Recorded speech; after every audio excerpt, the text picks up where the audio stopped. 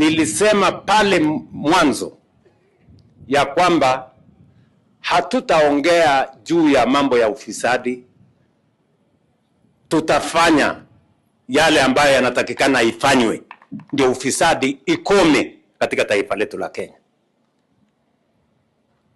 Watu walifikiri ni mchezo, wengine wakafikiria ni mzaha. Tulikuwa na cartels, tulikuwa na brokers, tulikuwa na wakora ambao walituangaisha kwa mambo ya fertilizer. Wale wakora wote tuliwasafirisha, wengine walituuzia mawe ati ni fertilizer, walikipata.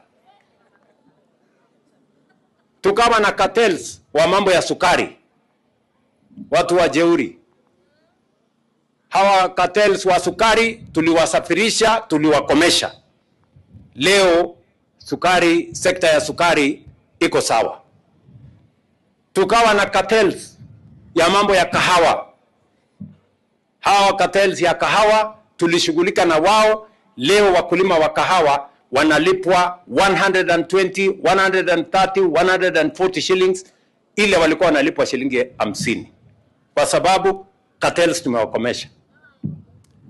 Hawa cartels ya mambo ya mafuta watakipata, hawawezi kuhepa, kwa sababu haiwezekani katika taifa letu la Kenya watu waone tuko na shida ya Middle East, wanajaribu kuja kukoroga shida ingine hapa Kenya.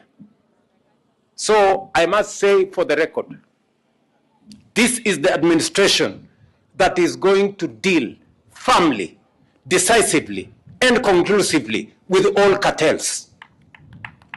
We finished the cartels in the fertilizer sector, we finished the cartels in the sugar sector, we finished the cartels in the coffee sector. We will deal with the cartels in the oil sector.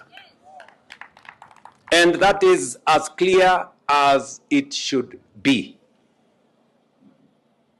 And we are going to be decisive, we are going to be firm, so that we can have accountability in Kenya.